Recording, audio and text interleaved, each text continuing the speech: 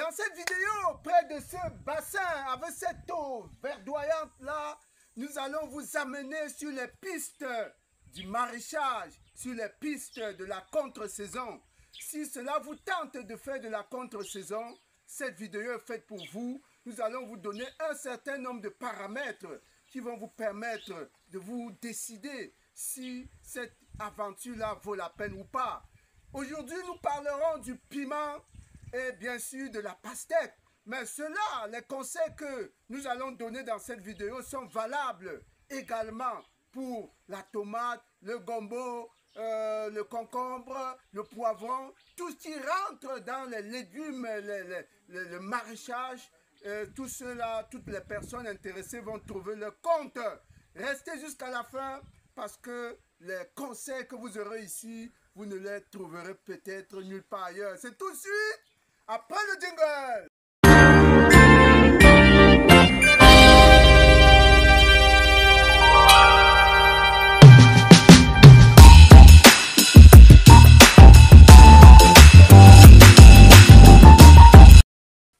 Une fois de plus, chers agripreneurs, bienvenue sur la chaîne des fonceurs. Bienvenue à la ferme intégrée de Ngoumou. Si vous regardez cette chaîne pour la première fois, moi c'est Roméo Lado, agripreneur, apiculteur, coach, motivateur. Et aujourd'hui, nous parlons de la contre-saison.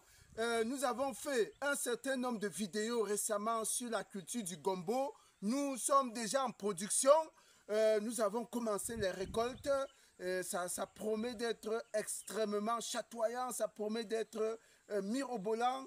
Vous serez mis au courant de l'évolution des choses parce qu'aujourd'hui même on a une récolte à faire. Vous serez mis au fur et à mesure, n'est-ce pas, que le projet va évoluer, vous serez au courant. Mais parallèlement à cette culture du gombo en contre-saison, il y a le piment et la pastèque que nous voulons également engager. Et dans cette vidéo, nous allons justement la structurer autour de deux éléments principaux. La première chose, c'est que nous allons vous présenter, expliquer un peu ce que c'est que la contre-saison et ses avantages. Là, nous allons aller sur notre tableau habituel parce que c'est très important de comprendre ce que c'est qu'une contre-saison totale et une contre-saison partielle. C'est extrêmement important. Ça vous permet de planifier vos projets. Donc, après cette phase explicative sur la contre-saison, nous allons rentrer dans la deuxième partie où nous allons vous présenter 4 paramètres importants qui vous permettent de préparer votre contre-saison. Et nous sommes là dans la partie, comme d'habitude, sur le terrain. Nous irons donc sur le terrain ici pour vous montrer ce que nous sommes en train de faire au niveau de ces 4 paramètres-là pour asseoir le projet de piment et de pastèque. Les deux vont se dérouler presque simultanément. On y va tout de suite. On se retrouve donc autour de notre tableau habituel pour comprendre les mécanismes de la contre-saison avant de se retrouver par la suite sur le terrain. Allons sur notre tableau habituel. Voilà, on se retrouve donc devant notre tableau habituel. On va parler en deux temps. La première partie, on va d'abord expliquer ce que c'est que la contre-saison. Et dans en deuxième temps, on va expliquer les deux possibilités de faire la contre-saison. Il y a la contre-saison totale, la contre-saison partielle. Voilà.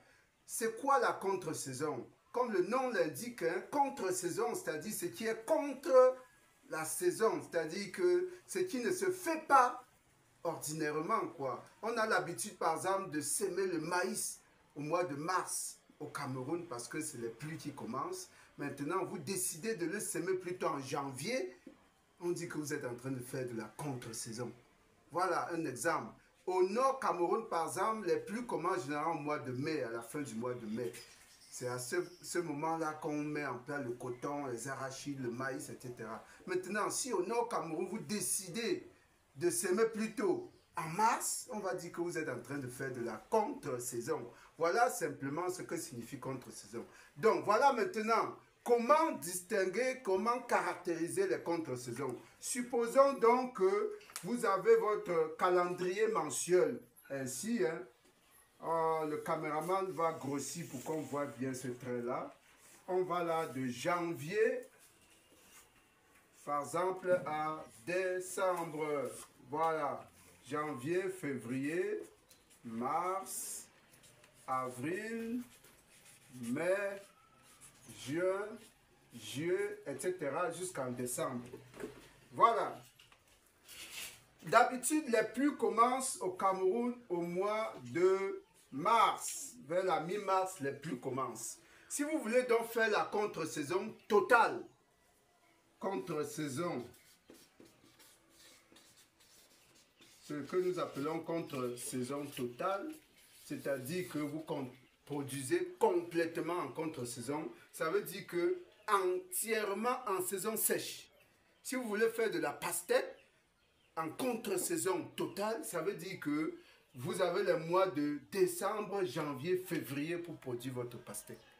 Parce que le cycle de la pastèque, c'est 3 mois. Ça veut dire que vous commencez à préparer votre site en novembre et dès le mois de décembre, vous mettez en place votre pastèque, vous arrosez complètement pendant la saison sèche et vous allez récolter donc au mois de février. Donc, de décembre, la contre-saison totale, par exemple, de pastèque, ça va aller donc de décembre à février. Alors, la contrainte principale ici, c'est que vous aurez besoin d'arroser. Vous aurez besoin d'arroser complètement pendant 3 mois. Ça, c'est vraiment, ça consomme beaucoup de carburant. Il faut avoir suffisamment d'eau pour le faire. Ça, c'est la contrainte principale. Maintenant, la contre-saison partielle, c'est ce que nous faisons le plus souvent. C'est-à-dire qu'au lieu de faire tout en saison sèche, on commence en saison sèche et on achève en saison des pluies. Donc, nous allons semer notre pastèque plutôt en février. Et on compte donc 3 mois pour récolter. On sera en mars, avril, n'est-ce pas? Et dès le début du mois de mai, on récolte. Semis en février, récolte en mai. Donc, nous allons récolter au mois de mai lorsque la majorité sera en train de... encore en plein champ, hein, parce que la majorité va semer en mars, donc ils vont récolter en juin. Vous voyez, ils vont récolter en juin alors qu'on aura déjà récolté, vendu notre pastèque. Et c'est là où on va bénéficier de l'exclusivité sur le marché parce qu'on ne sera pas nombreux, on ne sera pas trop nombreux. Et donc, on va pouvoir bénéficier des prix vraiment concurrentiels. C'est ça. On lance en février, on récolte en mai, pendant que les autres lancent en mars. Ils profitent de la pluie, mais ils récoltent en juin avec justement beaucoup d'offres sur le marché. Voilà la contre-saison partielle. Donc, vous devez faire le choix en fonction donc, de vos budgets, en fonction de votre disponibilité, en fonction de la position de la parcelle, parce qu'il y a des parcelles qui, justement, en mars, vous ne pouvez pas les planter parce qu'il y a trop d'eau. Hein, les eaux ont commencé, vous ne pouvez pas les planter. Et c'est peut-être en janvier que vous avez de l'espace disponible pour lancer. À ce moment, vérifiez si vous pouvez arroser pendant 2 mois avant que les pluies n'arrivent. Donc, il faut étudier tous ces paramètres-là avant d'opter soit pour la contre-saison totale ou alors pour la contre-saison partielle. On va donc sur le terrain maintenant pour la deuxième partie de notre vidéo pour voir les 4 paramètres intéressants qu'on va justement documenter, qu'on va montrer de manière pratique comment vous pouvez les aborder pour réussir par exemple une contre-saison en pastèque ou en piment. Allons sur le terrain. Voilà, comme vous venez donc de le comprendre, vous avez suivi les mécanismes de la contre-saison, les avantages, les contraintes. Et maintenant, nous allons aborder la deuxième partie donc sur les 4 piliers. J'allais dire les piliers, les éléments importants lorsque vous avez déjà pris la décision de faire la contre-saison. Il y a 4 éléments qu'il faut mettre sur pied tout de suite sans perdre du temps. Je suppose que le facteur personnel est déjà, n'est-ce pas, réglé, que vous avez au moins, si vous avez un hectare, vous avez au moins 2 personnes permanentes pour gérer la contre-saison. C'est extrêmement important. Il ne s'agit pas ici de prendre des personnes qui vont venir le matin, s'en aller l'après-midi, revenir 2 jours après. Non, vous devez avoir un personnel sur site permanent, au moins 2 personnes qui vont manager le projet Et parmi ces deux personnes, il doit y avoir quelqu'un qui a déjà fait le maraîchage, qui peut réagir rapidement, qui peut comprendre tel signe ou tel autre signe que manifeste la plante. C'est extrêmement important. Donc nous supposons que le problème personnel est réglé et nous rentrons tout de suite dans les 4 autres paramètres. Le premier paramètre, sans lequel vous ne pouvez rien faire, hein, vous allez me suivre près de notre bassin, c'est l'eau. C'est l'eau. Donc, le caméraman va rester un peu de côté, il va voir, il va vous montrer l'élément central autour duquel va être mené notre projet. C'est ce bassin que vous voyez. Nous l'avons habillé, c'est un bassin qui peut contenir, hein, il a une largeur d'environ 3 mètres, 3 mètres et demi. Et la longueur, on est là dans pratiquement 8 mètres. Donc, ce bassin peut contenir pratiquement 20 mètres cubes d'eau. Hein, 20 mètres cubes d'eau exploitable.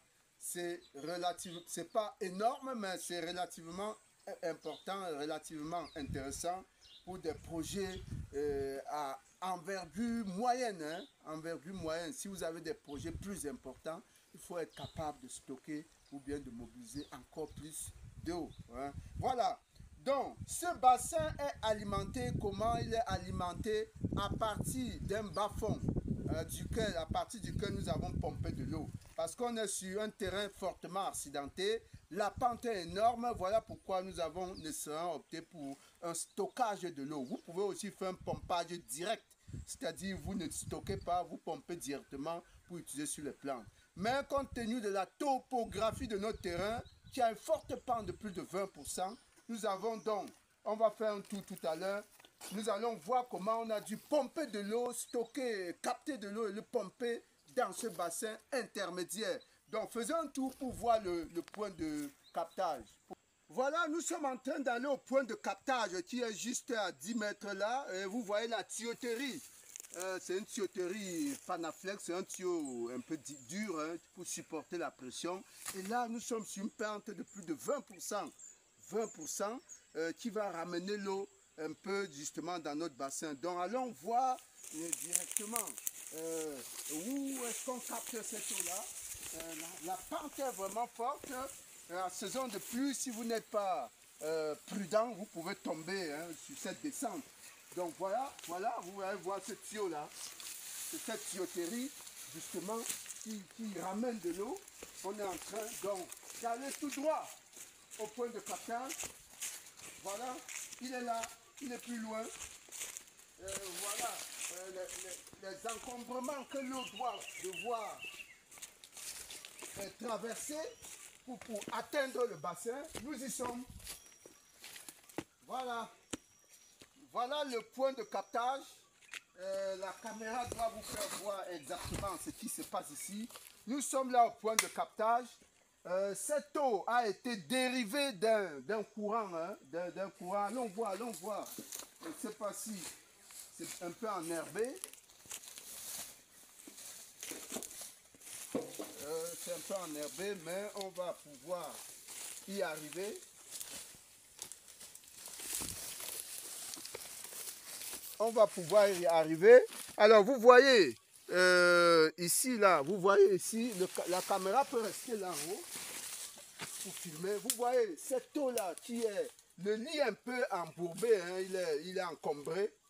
Devant, il faudra qu'on essaie de curer pour enlever, pour permettre l'eau de circuler rapidement. Donc, voilà de l'eau qui circule là. C'est l'eau qui circule en permanence, ça ne se dessèche pas. Et voilà le cours d'eau, le lit du cours d'eau naturel. Donc, nous avons fait juste une déviation pour pouvoir faire le captage. Et là, dans cette eau qui stagne là, on a dû donc dévier de l'eau et faire un grand coin de captage ici. Ce coin de captage peut contenir également un minimum 15 mètres cubes. Hein. C'est à partir d'ici donc que nous pompons l'eau à travers le matériel que vous pouvez voir là. C'est à partir d'ici que nous pompons cette eau à travers cette motopompe assez puissante. Si vous n'avez pas une motopompe puissante et une tuyauterie puissante, il sera difficile de pouvoir faire monter de l'eau sur la pente raide qu'on a ici. Donc voilà la première grosse contrainte qu'on a. Les sites ne sont pas les mêmes, les difficultés ne sont pas les mêmes. Il y a des sites où la mobilisation de l'eau est plus facile. Et donc en contre-saison, rassurez-vous donc que vous pouvez mobiliser de l'eau, que vous pouvez capter de l'eau pour la mettre à la disposition des plantes. Donc on va arrêter là pour le premier paramètre, le point d'eau. Et maintenant, on va remonter. Hein. Tout à l'heure, on va voir comment cette eau va être distribuée vers les plantes. Ça, c'est extrêmement important.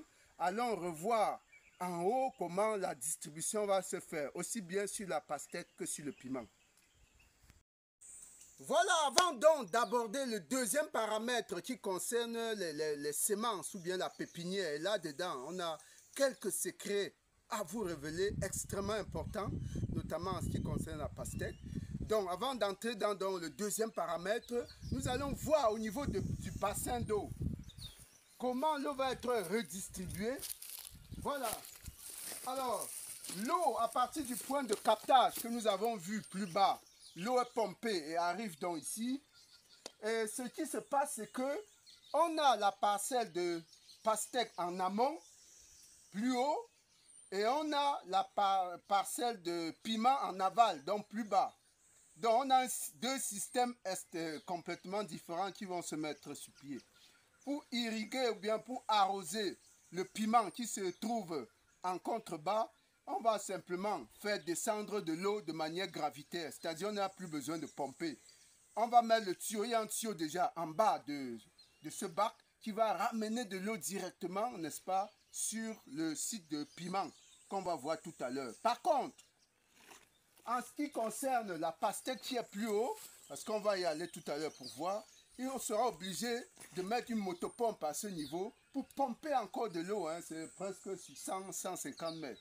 Donc vous voyez que c'est deux systèmes complètement opposés qu'il va falloir mobiliser ici pour pouvoir assurer la présence de l'eau sur les deux parcelles. Donc on aborde maintenant le deuxième paramètre, pépinière ou semences, extrêmement important. On commence par le piment parce que justement la pépinière est déjà lancée. Allons voir à côté ce qu'il en est. Lorsque vous voulez faire donc de la contre-saison et que vous devriez passer par la pépinière, il faut prendre le temps, un mois à l'avance, de lancer votre pépinière. Parce que généralement les pépinières des solanacées ou cucurbitacées, hein, les pépinières de ces familles de plantes là font minimum un mois, hein, ou bien en moyenne, on peut dire en moyenne un mois. Or ici, nous avons donc déjà lancé la première partie du piment. Là, elle est déjà en germination, hein, elle peut couvrir peut-être un tiers d'hectare, parce que notre projet de piment va s'étaler sur 1 hectare. Là, on a déjà de quoi couvrir un tiers. Mais comme on ne va pas mettre tout au même moment, on a préparé également à côté le complément pour boucler l'hectare entier. Donc la pépinière est déjà mise sur pied. Nous avons déjà fait une vidéo pour vous montrer comment mettre sur pied de manière convenable, de manière professionnelle, une bonne pépinière. Donc on va mettre peut-être le lien en description pour que vous puissiez aller voir comment on fait une pépinière, etc. C'est extrêmement important, c'est la base. Donc voici comment se prépare la pépinière du piment. Qu'en est-il donc de la pastèque? Pour ce qui est donc de la pastèque, généralement la pastèque se sème en semi-direct. C'est-à-dire qu'on n'a pas besoin de passer forcément par une pépinière. Et c'est là où on parlait de petits secrets. Alors, compte tenu de l'expérience passée des années précédentes, des saisons précédentes, nous vous conseillons, dans la mesure du possible, de prévoir une pépinière.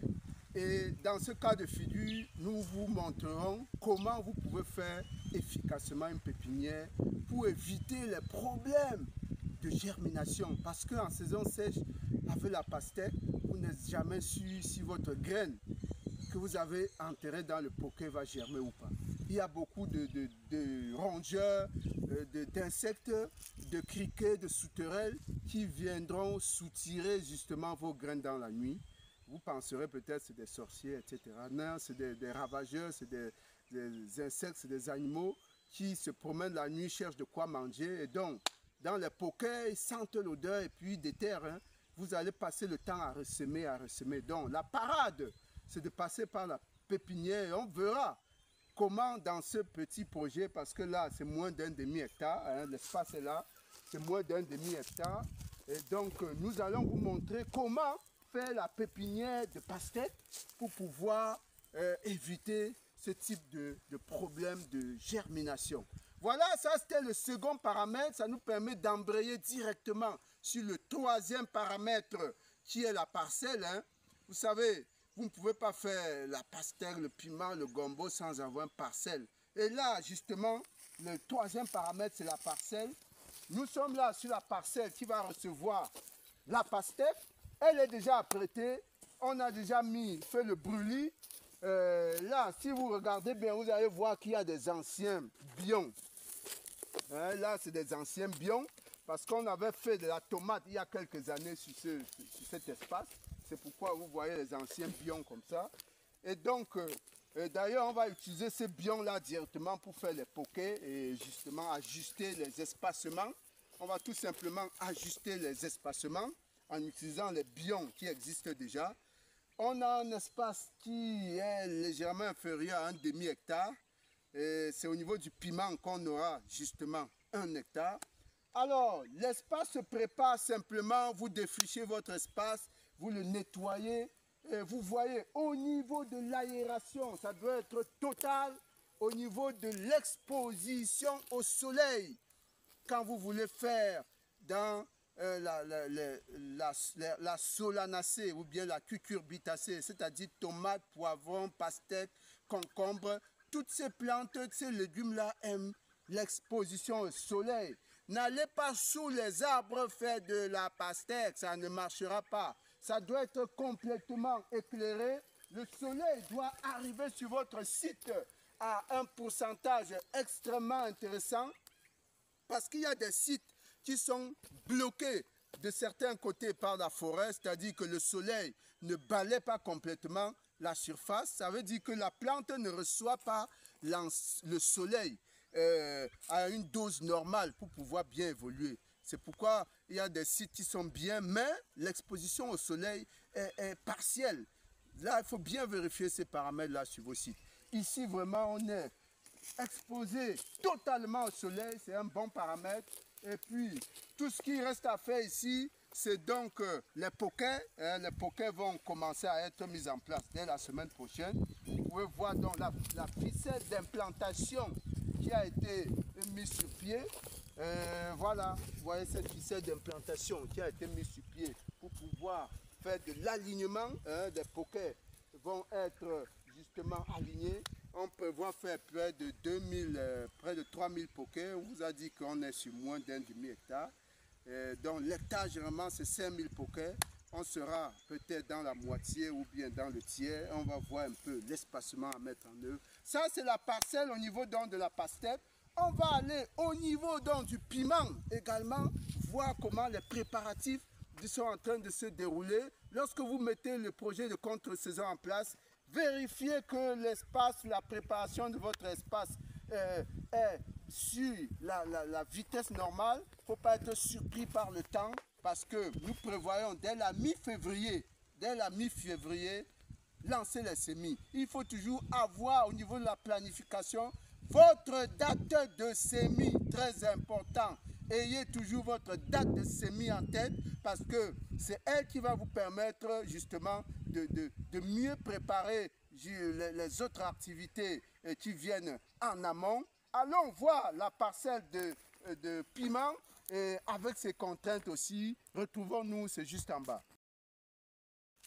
Voilà, nous nous retrouvons donc sur le site qui va accueillir le piment. C'est un site qui se trouve plutôt en contrebas, en aval de la citerne, pas de la citerne, je veux dire du bac, du bassin qui va permettre d'irriguer, se trouve plutôt en bas. Ça veut dire que l'eau va arriver ici de manière gravitaire à travers ces tuyaux-là que vous voyez. L'eau va arriver à travers ces tuyaux-là et on va les récupérer dans des citernes comme celle que vous voyez là. Vous voyez, on a une tuyauterie un peu partout dans le Sahara, on a des flux, on a des citernes qui permettent de recueillir l'eau et de pouvoir arroser les différents plants. Ici, ce n'est pas un arrosage automatisé, c'est un arrosage manuel, donc on essaie de dispatcher les fûts un peu partout avec de la tuyauterie qui se balade partout. Vous pouvez voir cette tuyauterie-là, il y en a à tout bout de champ, il y en a partout avec des fûts. Donc, ça c'est un site que vous connaissez peut-être déjà parce qu'il a dû accueillir beaucoup de choses. On aura le temps de présenter ces choses, et parmi lesquelles notre fameuse mandarine, hein, vous voyez, elle souffre un peu de stress hydrique, hein, il faut les arroser. On prévoit l'arrosage dès que le projet de piment va commencer. Donc ici, on est sur la phase défrichage. On est en train de nettoyer le site. Vous voyez les différents andins. Quand on nettoie, on fait des petits tas là, des andins. Le défrichage a commencé depuis le bas-fond parce qu'on est déjà à peu près à demi-hectare de défriché. Et voilà, ici c'est particulier parce qu'il n'y aura pas de brûlis. On ne va pas faire de brûlis ici pour ne pas mettre nos mandariniers en péril. Il n'y aura pas de brûlis. On va juste défricher et engager les poquets pour le piment. Voilà, c'est ça, la préparation du site se fait en parallèle avec la mise en place de la pépinière que vous avez vu plus haut. C'est un projet d'envergure. Un hectare, ce n'est pas insignifiant pour mettre en place le piment. C'est presque 10 000 poquets qui vont être mis en place, presque 10 000 poquets. Voilà, ça c'était le troisième paramètre. Après donc le problème d'eau, après le problème de pépinière, nous avons abordé la parcelle, troisième parcelle. Le dernier élément, on va le voir tout de suite, c'est tout aussi important, les plantes de contre-saison, les plantes de solanacées, cucurbitacées aiment la matière organique. Il faut y penser. Il faut penser déjà à stocker cette matière organique. On va remonter un peu plus haut au niveau de notre base pour que vous voyez comment cette matière organique est en train d'être justement regroupée pour pouvoir assurer la fertilisation. A tout de suite.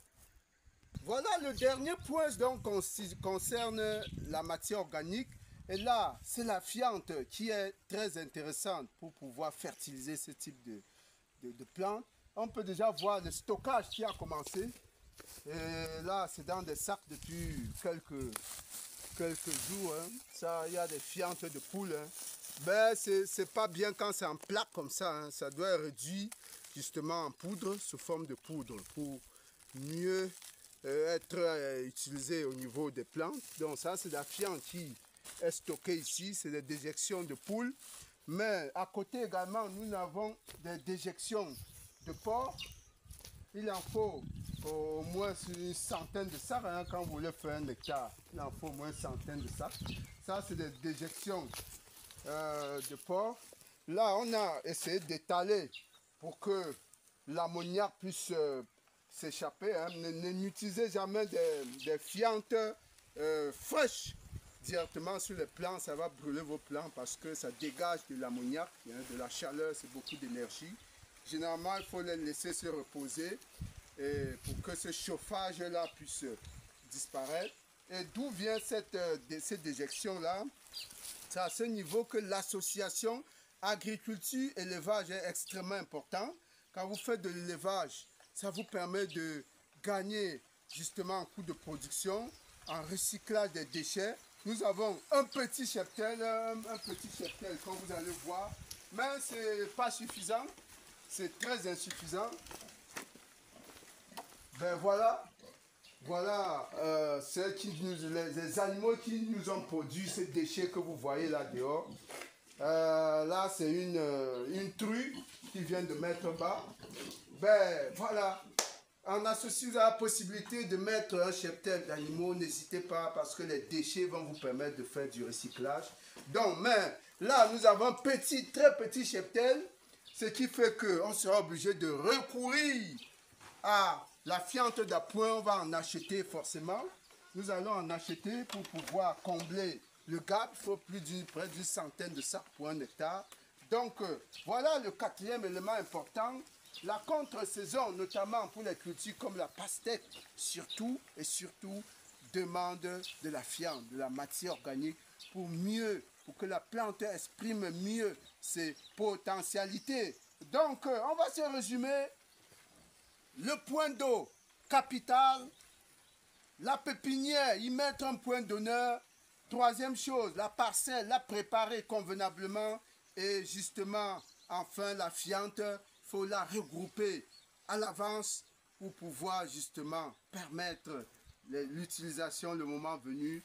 Voilà, chers agripreneurs, ce qu'on a préparé pour cette vidéo. Si vous êtes intéressés par la contre-saison, nous préparons d'abord deux ouvrages très importants pour regrouper toutes ces notions-là pour ceux qui sont vraiment passionnés, qui veulent rentrer dans cette filière de la contre-saison. C'est très important. Le meilleur avenir, restez accrochés. Vous serez au parfum de tout le circuit, de tout le processus, de manière à vous capaciter, à vous amener vous-même, à vous engager avec le moins de difficultés possible. À très bientôt. Merci.